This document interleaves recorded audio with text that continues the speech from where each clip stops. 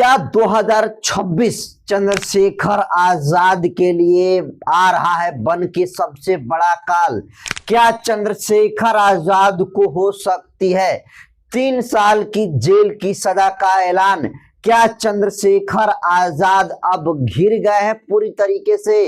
अब ये दोस्तों वो तमाम सवाल हैं जिन सवालों का जवाब आज पूरा बहुजन समाज के लोग जानना चाहते हैं, क्योंकि इलाहाबाद हाई कोर्ट ने जिस तरीके से चंद्रशेखर आजाद को सहारनपुर के मामले में, सहारनपुर हिंसाकांड में जो झटका देने का काम किया, इसको लेकर पूरे बहुजन समाज के लोगों में, पूरे चंद्रशेखर आजाद के समर्थकों में जो है निराशा देखी जा रही है। और क्योंकि चंद्रशेखर आजाद को हाई कोर्ट ने झटका दिया है और 4 जो याचिका चंद्रशेखर आजाद की तरफ से इलाहाबाद हाई कोर्ट में दायर की गई थी, उन तमाम याचिकाओं को खारिज कर दिया गया है।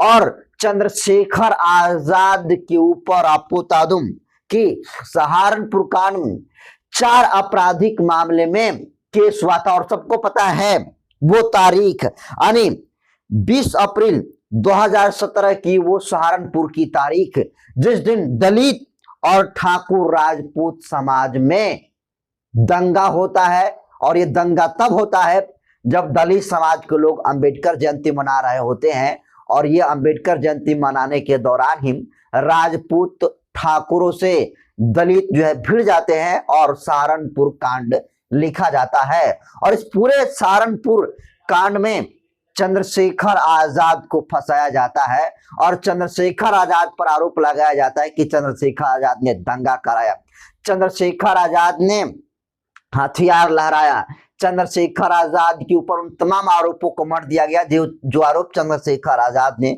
नहीं किए थे। लेकिन आपको बता दूं कि देखिए, चंद्रशेखर आजाद को कम से कम याचिका खारिज हुई, और अगर खारिज ही हुई रही तो चंद्रशेखर आजाद वाकई में जो है मुश्किलों में पड़ सकते हैं और 2026 चंद्रशेखर आजाद के लिए सही और अच्छा साबित नहीं हो सकता है। आपको बता दूं कि देखिए, न्यायमूर्ति समीर जैन की एकल पीठ ने वर्ष 2027 में सहारनपुर में हुई हिंसा मामले में आपराधिक केस कार्रवाई रद्द करने की मांग वाली चंद्रशेखर आजाद की याचिका को खारिज कर दिया है। कोर्ट ने दोनों पक्षों को सुनने के बाद 27 नवंबर को जो आदेश था उसको सुरक्षित रख लिया था, जिसे बुधवार को सुनाया गया था। सहारनपुर कोतवाली देहात में सुधीर कुमार गुप्ता ने चंद्रशेखर आजाद व अन्य के खिलाफ रिपोर्ट दर्ज कराई थी। आपको बता दूं कि चंद्रशेखर आजाद के खिलाफ आईपीसी की धारा उसमें थी 147 लगी थी, 148 आईपीसी 149 आईपीसी 435 के तहत चंद्रशेखर आजाद के खिलाफ और उनके साथ कई साथियों के ऊपर इन 4 आईपीसी के गंभीर धाराओं में मुकदमा दर्ज कराया गया था और 3 से अधिक चार्जशीट पुलिस ने दाखिल की थी। विशेष न्यायाधीश ADG MP MLA court Saharanpur में अभी भी ये ट्रायल चल रहा है। तो सीधे तौर पर आप समझ लीजिए कि जो चंद्रशेखर आजाद के ऊपर 147 धारा लगा, 148, 149 और 435 लगा, चारों धारा है, इसमें कैसे सजा का प्रावधान है? तो आपको बता दूं कि आईपीसी 147 दंगा करने के लिए यह सजा मिलता है और इसमें इन आदमी को जो है बेल मिल जाता है, ये जमानती अपराध है। लेकिन आईपीसी 148 यदि घातक हथियार के साथ दंगा कोई करता है तो कम से कम आईपीसी 148 के तहत उस व्यक्ति के ऊपर 3 साल की सजा होगी, साथ में उसके ऊपर जुर्माना भी लगेगा। और ये आपको बता दूं कि गैर जमानती अपराध, यानी इसमें आपको बेल नहीं मिलेगा, आपको जेल जाना ही पड़ेगा। आईपीसी जो चंद्रशेखर ऊपर लगा 149, ये कहता है कि 20 लोग एक साथ हैं और 20 लोगों में से एक व्यक्ति ने अगर गोली चलाया तो उस गोली चलाने के दौरान आपको बता दूं कि 10 लोगों पर एफआईआर होगा और हत्या का मुकदमा 10 लोगों पर चलेगा। और इसके बाद आईपीसी 435, आपको बता दूं कि आ गया विस्फोटक पदार्थ द्वारा यदि नुकसान किया जाता है सरकारी संपत्तियों का, जिसमें 10 रुपया का भी नुकसान हो, तो व्यक्ति को 7 साल की सजा है और जुर्माना का भी प्रावधान है।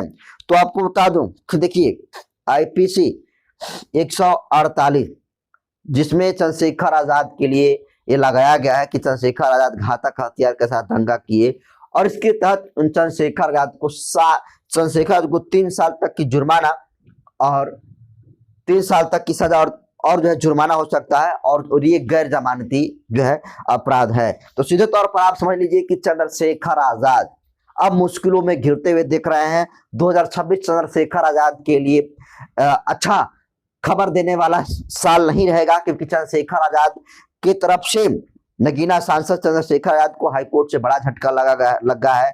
और चंद्रशेखर आजाद सहारनपुर हिंसा कांड में जो 4 याचिकाएं दर्ज की गई थी, उन तमाम याचिकाओं को न्यायमूर्ति समीर जैन की एकल पीठ ने खारिज कर दिया है, यानी रद्द कर दिया है। और इसको लेकर आपको बता दूं कि चंद्रशेखर आजाद की विरोधी काफी खुश है कि अच्छा होगा कि चंद्रशेखर आजाद का याचिका जो है खारिज हो गया और चंद्रशेखर आजाद अब जेल जाएगा। और इसको लेकर देखिए, तो चंद्रशेखर पक्ष और आरोप लगाने वाली रोहिणी घावरी है। रोहिणी घावरी चंद्रशेखर आजाद को लेकर इस मामले में बयान देती है कि 2026 काल बन के आएगा तेरे लिए, जेल जाने की तैयारी कर ले, अब धीरे धीरे सब बर्बाद होगा, बस देखता जा। सच्ची औरत के दिल की बद्दुआ लगती जरूर है, बुरे दिन शुरू हो गए तेरे। तो देखिए, रोहिणी घावरी ने इस ट्वीट के माध्यम से जानकारी दिया है कि एक सच्ची औरत की जो है दुआ लगती है, और अब चंद्रशेखर आजाद धीरे धीरे सब चंद्रशेखर आजाद का सब कुछ बर्बाद हो जाएगा। 2026 काल बनकर आ रहा है चंद्रशेखर आजाद के लिए, ये कहना है डॉक्टर रोहिणी घावरी का, जो अक्सर चंद्रशेखर आजाद के ऊपर आरोप प्रत्यारोप लगाने का काम करती हैं, उनके ऊपर जो है टिप्पणी लगाने का काम करती हैं, और खुद को ये प्रेमिका चंद्रशेखर आजाद की घोषित करने का काम करती हैं। देखिए, आज के दौर में चंद्रशेखर आजाद जिस तरीके से बहुजनों के लोगों की आवाज संसद भवन में उठाते हैं, क्या सड़क क्या संसद, सड़क से लेकर संसद तक चंद्रशेखर आजाद आज बहुजनों की सबसे मजबूत और दमदार आवाज जो है बने हैं। और चंद्रशेखर आजाद आज जिस तरीके से बहुजन समाज के लोगों के लिए सरकार से लड़ जाते हैं, जिस तरीके से हक और अधिकार को छीनने का काम करते हैं, आज सबके दिलों पर चंद्रशेखर आजाद राज कर रहे हैं। लेकिन आज चंद्रशेखर आजाद का चाहे सामाजिक कद हो, चाहे राजनीति में जो लगातार कद बढ़ रहा है, कहीं ना कहीं उससे जो है तमाम विरोधी बौखलाए हुए। और यही वजह है कि आपको बता दूं कि जो सहारनपुर कांड हुआ था, जो फैसला सुरक्षित रख लिया गया था, शायद इसी दिन के लिए रखा गया था कि चंद्रशेखर आजाद जब आने वाले समय में नेता बन जाएगा तो फिर जो है इसको इस केस में फंसा दिया जाएगा और जेल में डाल दिया जाएगा। तो देखिए, सहारनपुर कांड से चंद्रशेखर आजाद पूरे देश भर में स्टार बने थे, पूरे देश भर में अपनी एक मजबूत आवाज को दिखाने की कोशिश किया था।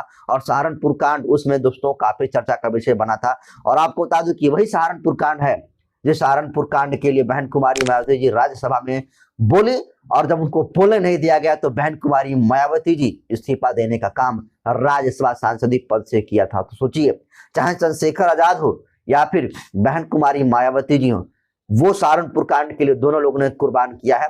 लेकिन बहन कुमारी मायावती जी ने अपना पद कुर्बान कर दिया, राज्यसभा का सांसदीय का सदस्यता को त्याग दिया, और चंद्रशेखर आजाद जेल का रास्ता चुना। और अब चंद्रशेखर आजाद के खिलाफ में जिस तरीके से याचिका डाली गई थी वो खारिज कर दी गई है। तो कहा जा रहा है कि चंद्रशेखर आजाद को 3 साल की सजा हो सकती है। और ये तमाम खबरें सोशल मीडिया पर लगातार वायरल हैं। तो दोस्तों, चंद्रशेखर आजाद से जुड़ी ये खबर, इस खबर को आप कैसे देखते हैं, अपनी प्रतिक्रिया कमेंट सेक्शन में जरूर दीजिए।